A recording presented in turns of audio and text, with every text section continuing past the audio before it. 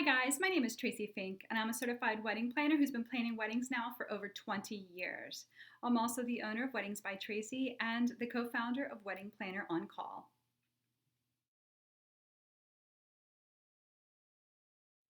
All right guys, let's talk about choosing your wedding venue.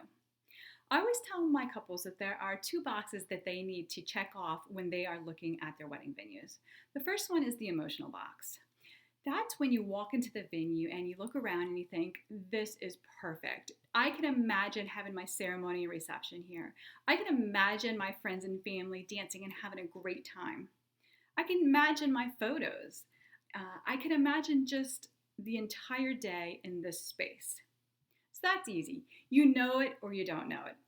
If you know it, great, you've checked that box. If you're not feeling it, then you're just not feeling it. So that's fine. So that one's easy. The second box you need to check off is the venue practical for your wedding?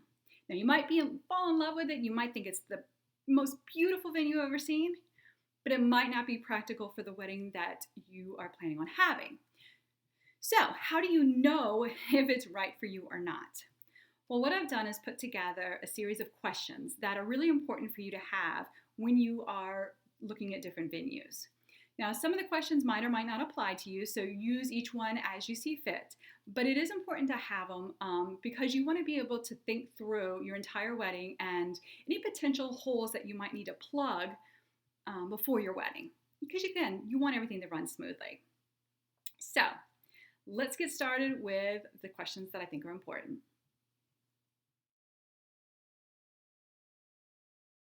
All right, so the first group of questions are what I like to call the contract questions. For instance, how many hours do you get the space? Are you only allowed to have it for a few hours, or are you able to have it for the whole day? Why is that important? Because not only are you going to have the time frame that you're there for, say, the ceremony reception, say 6 hours or 5 hours, however that works for you, but you also need to know about setup and breakdown. Now, some venues will only give you an hour or two of setup time. So you need to know that because if you're planning on a very elaborate floral display and arches and drapery and lighting, well, you're going to need several hours. And if you only get 1 or 2 hours before your ceremony time, then you know that's not a good one for you. Same thing with breakdown. If they say that you have 6 hours, well, you need to plan on at least 1 hour to break down at the end of the reception. So if they say you need to be out by 11, you need to ask them, does that mean I need to be out at 11 or the vendors need to be out at 11? Because that's important, again, because you need that hour time for the vendors.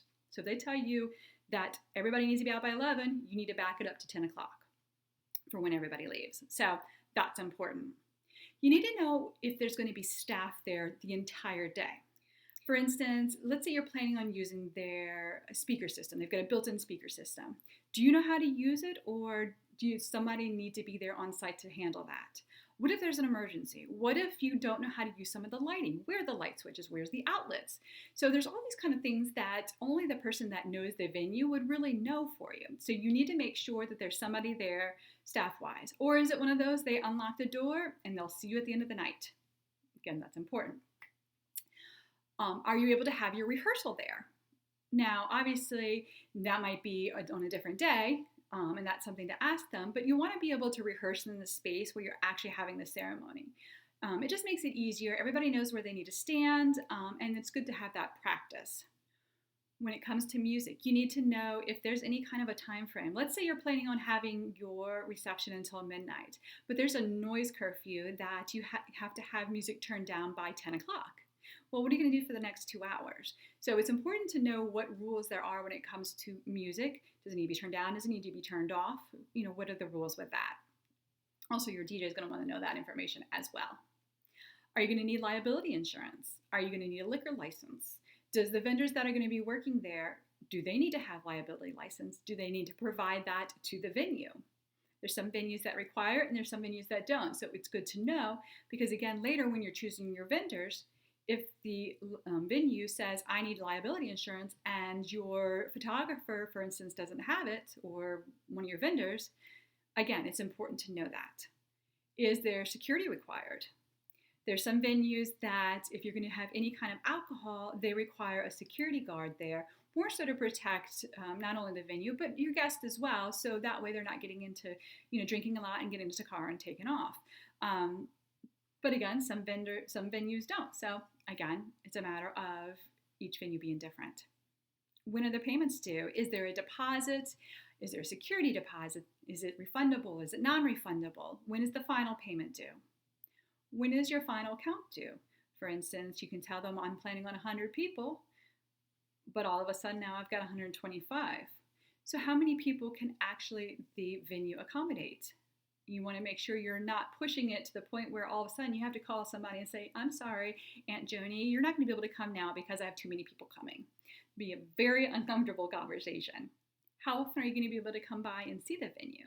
There's some venues that will allow you to come as often as you want, and there's some that will limit how often you can be there.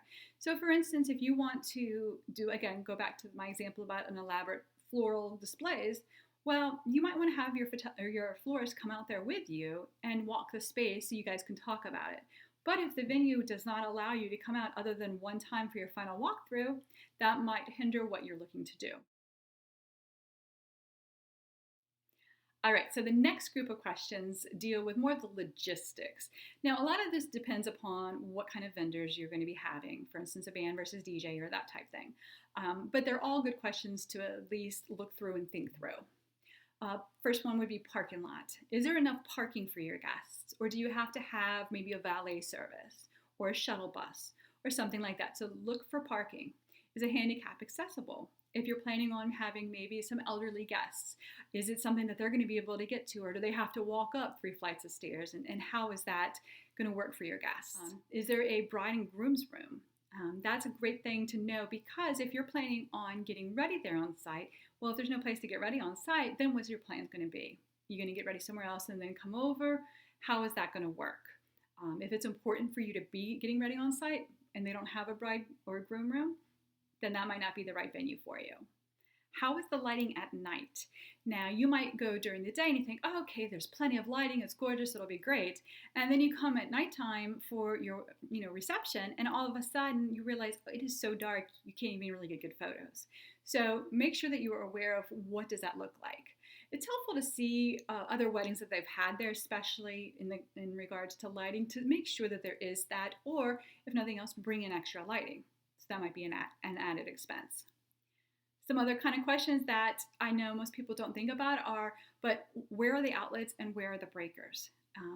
Again, if you're having a DJ, for instance, they're going to want to know where they can plug in. If you're planning on doing extra lighting and you go to hang it and then all of a sudden, poof, now you don't have power, where are the outlets? Where are the breakers to reset? Now, again, this is when having that staff member on site really does make a difference. But again, if you don't have that staff member, it's still good for you to know, or somebody in your wedding party to know. Where are the restrooms? Now, obviously, that is, if you're at a hotel or something like that, you know that there's going to be restrooms there. But let's say you're planning your wedding at a private residence or on a farm. Well, is there even restrooms, or do you need to have those brought in? Or are they handicap accessible? Do you need to go to a different floor? It's good to know where they are because, again, obviously your guests are going to need them and you want to have those answers for them. Another great thing to know is, what is your standard layout? So for instance, some venues will have an actual floor plan that they give you and say, here's different ways we can do it. Some people, some venues, they say, well, this is what some people do this. It doesn't matter, but just kind of get an idea of what that standard layout is and why that's what they do. Is there a reason why you maybe put the bar over here versus over there? There might be an actual logistical reason why that's the case. So it's good to have that kind of information, so that way when you are sitting there and trying to figure out your floor plan, you already kind of have some of those pieces already in place. How many events will be happening the day of my wedding? That's a good one to ask. There's a venue that I've done several times, and they do 2 weddings per day. So that's challenging because because I've been both the first one and I've been the second one. The first one, yeah, you don't have to worry about anybody else being there, but you have to be out right when they say to be out, because As the second one's coming in, the second people are coming in early, and the first people don't want to leave when they're supposed to leave. So there is that challenging time frame that you have to work through. So if it is a venue you're interested in, and they do say that there's more than one wedding, make sure you find out, what does that mean? Does that mean more than one wedding that day in the same space, or does that mean it's in a different space? If it's in a different space, how does that impact the way your photos, for instance, are going to be? If you're planning on having a wedding, for instance, perfect example, I did a wedding at a venue where we had one whole side of the area, they had the other side. Well, the problem is that where my couple wanted to have their photos was where the other wedding was going on. So unfortunately, we had to kind of finagle how that worked. And so it's just good to have that information ahead of time, so that way you can prepare for it, your photographer can prepare for it. There isn't any last minute stress, especially on your wedding day, over something like that. Who does the tear down? Now, this is where it gets interesting, because let's say you have a venue that has tables and chairs. So are they in charge of breaking those down? What about the rentals for tablecloths, the dishware, glasses? If you bring any lighting, the florals. So who's in charge of what breakdown? There's some venues that you're going to be responsible for taking out the trash, for making sure the tables are folded back up and put away where they belong, that the floor is swept. So there's some venues that you're in charge of all that. And there's some venues that say, we take care of all of that. All you have to do is take care of what you bring in. So for instance, if you bring in florals, they have to leave. So it's good to have that information, because when you're doing your timeline, you want to know at the end of the day who is going to stay and what their rules are. The last thing you want to have happen is the end of the wedding, everybody leaves, and guess what? You're paying for more time because you forgot to get everything out of there. So it's just good to kind of know what their expectations are for you when you go to leave. Think about your out-of-town guests. How close is it to an airport? How close is it to a hotel? What kind of a hotel? So it's not even just, oh yeah, we have a hotel down the street.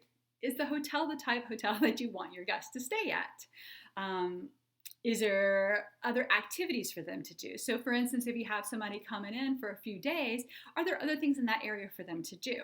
So it's just good to kind of have that information. It's also helpful, believe it or not, to know where the nearest hospital is. And I don't mean, maybe you live down the street from it and you know where it is, but to have that information for your guests, because you just never know. And the last thing, you don't want to be in the middle of your wedding and then having to try to remember where the hospital is, for instance. So it's good to have that information for your out-of-town guests, or for your guests in general. All right, what areas of the venue are you allowed to use? So for instance, there's a vineyard that I like to work at with my couples, and there are certain areas that are specific for their wedding. And then there's areas that are open to the public, that the public can come, sit, snack on food, drink, whatever. Well, if you want to go get your photos somewhere, it's good to know what those boundaries are. Now, in this case, you can, with this example with the vineyard, they can go anywhere and have their photos taken. But we have to be prepared ahead of time to know that, okay, we might go over to this section where there's this really pretty wall, but guess what? All the other people that are there, all the other public, also like that wall. So it's a matter of being prepared, knowing ahead of time what it is. So if you don't want to have any other people, for instance, walking around, possibly seeing what you're doing, or, kind of in the way for your photos, then you might want to choose a venue that isn't open to the public, or that has areas really cordoned off for the wedding guests versus the public. What is provided for seasonal? So for instance, if you're planning on having a summer wedding or a winter wedding, you either need heat, you might need air. Do they provide anything like that? Is there a place for, if there's a rain? Is there a plan B location? Is there a place where you can come out of the weather? For instance, if there's a severe storm coming through in the springtime, where do you go in the event that something bad's coming? It's good just to have an idea, because again, if you're planning on having a wedding, let's say in January, and an outdoor venue, and they don't provide heaters, well, you're going to need heaters. So you need to know ahead of time, so that way you can add that cost onto your budget if it's something you're interested in. All right, so the final part of my practical list is how the venue works in regards to catering, rentals, and other vendors. So, obviously, does the venue provide catering on site? So, is it a type place where, let's say, a country club where they have the catering right there on site, you use their caterer, everything is smooth and seamless? Or do you have to bring an outside caterer in? Now, if you have to bring an outside caterer in, is there a list of caterers that you have to use? Some venues will say, here's a list of 6 caterers you have to use. They've all been approved. They've all worked here before. Everything's smooth with them. Choose from these. Some will say, I don't care what caterer you use. They just need to come do a walkthrough so we can show them what they need to know. And they need to have certain insurance or whatever. And so it just depends on the venue as to when it relates to the catering. Now, if they do provide catering in-house, then you have questions for them. And again, there's a whole catering section video that I do as well, so you can check that out to find out all those questions. But when it comes to the venue, you want to know, especially for like the contract side of things, what is there a minimum? How much do I, a food and beverage minimum when it comes to, in order for me to rent the space? The space itself might not be that expensive, but their food and beverage minimum, if it's in-house, might be so high that it's out of your budget. So it's good to know that and to ask that up front. If you are bringing an outside caterer, it is good to know ahead of time, because your caterer is going to want to know, is there a prep kitchen? Is there a place for the catering staff to work out of? Or do they need to set up, let's say, an outside kitchen? I've had it where we've done them out in, farms and outdoor facilities where we've had to bring in a tent just for the caterer. So it's good to know what is offered, what is not offered. Another good one for a venue is for the catering is find out if they have an ice maker. Now, I know that seems so strange, but let's imagine this. Your wedding's in August. It's 130 degrees out. Everybody's sweating. They're going through the ice left and right. Well, are you close to a store to be able to buy more ice? Or do they have an ice maker that is continuously making you ice for your drinks and your guests? So it's a very good question to ask. A lot of people forget to ask that one. What are the decor limitations? So a couple of things. One is are you allowed to put anything up on the walls? And if you are, what form? Can you use tape? Can you use tacks? Can you use nails? What is it that you're allowed to do or not do? Are you allowed to hang anything? If so, where can you hang and where can you not hang? Are there certain areas of places where they don't want any decor because of either fire issues or because of something maybe being historical? The other thing is what can you use for things like your exit? Can you use bubbles? Can you use sparklers? Can you use flower petals for your ceremony? So find out if there's things that they say, yes, you can use. For instance, when I first started planning, we used to use birdseed. So when they would go to exit, you would throw birdseed because it was environmental. Well, if you've ever been thrown a bunch of BBs at you, for instance, that's what it felt like. So it was not the most pleasant experience. Not to mention, they were like little ball bearings on the ground and people would slip and fall. So venues have ruled out the using birdseed. So it's good to know what is it that you're allowed to do. Can you use sparklers? Well, is there a fire hazard? If you're allowed to, what kind of rules? Do you need to have a fire extinguisher? Does there need to be a bucket? What kind of things does the venue require? Finally, when it comes to rentals, all right, you found the perfect venue. What is included with that? Does that include the tables and chairs? If so, are the chairs ones that you want to use? If you have an idea that you want some really pretty safari chairs and they only provide, say, folding chairs, okay, it's good to know that. Is it something you like, don't like? What is provided when it comes to tables? Are you looking to do a sweetheart table and do they have one? Or are you going to have to bring something like that in? Do they have an arch? What about lighting? Do they have additional lighting that you can use? What about any of the tablecloths? Is it a standard tablecloth like a white or a black, or do they have other options for you? Do they have options for napkins, for instance? And if so, are there different colors? So you want to know what is included because there's a lot of times where they might say just the tables and chairs, and then you need to incorporate into either with your catering budget or your rental budget the other items, especially if you want something that's a little off, such as a different color, a different style, something fancier, something different.